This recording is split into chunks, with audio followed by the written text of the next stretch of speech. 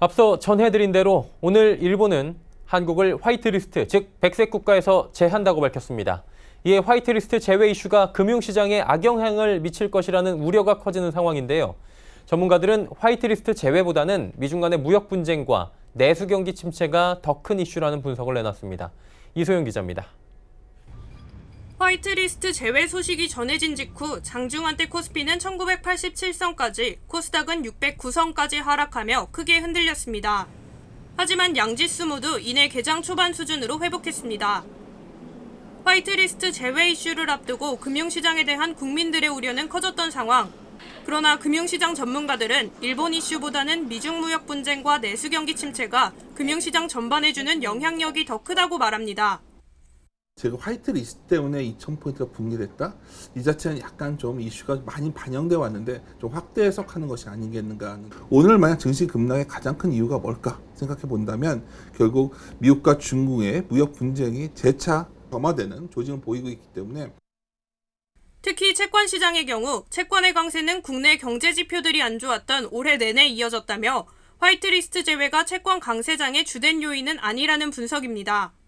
사실 화이트리스트 자체가 중요한 게 아니라 애초에 대내적으로 국내 투자, 수출, 소비 다 안 좋고 미중무역 분쟁이 계속 격화되고 있고 이제 이런 국면들이 이어지고 있는 상황이기 때문에 원래 강세 추세인데 그 트렌드가 좀 더 강화되는 재료 정도로 보시면 될 것 같습니다.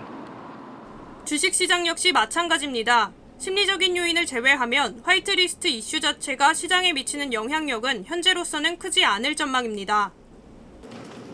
그냥 계속 가격 조정을 받아오던 관계에 있으니까 이것 때문에 흔히 얘기하는 가격이 더 심각하게 빠질 거다라는 생각은 추가적으로 많이 하진 않는데 이게 말씀 주셨듯이 심리적인 요인이 워낙에 강하다 보니까. 다만 전문가들은 이슈 장기화에 따른 부정적 영향에 대한 우려를 전하기도 했습니다. 부정적인 이슈가 이어지면 시장의 불확실성이 커지기 때문입니다. 3분기 정도까지 나쁘고 4분기에 좋아질 거야 라고 지금 다 예상을 해요. 그런데 이런 지금 나오는 소식들이 사실은 기업 이익에 다 마이너스 요인들이 상당히 많단 말이에요. 그러니까 이제 그때 가서 또 이제 3분기가 저점인데 3분기가 저점이 아닌가 봐, 이럴 수 있는 가능성도 충분히 커진 상황이다 지금. 전문가들은 또 높아진 시장의 불안전성으로 인해 투자자들의 안전자산 선호 심리가 강해져 원화 약세장이 한동안 계속될 것으로 전망했습니다. 서울경제TV 이소연입니다.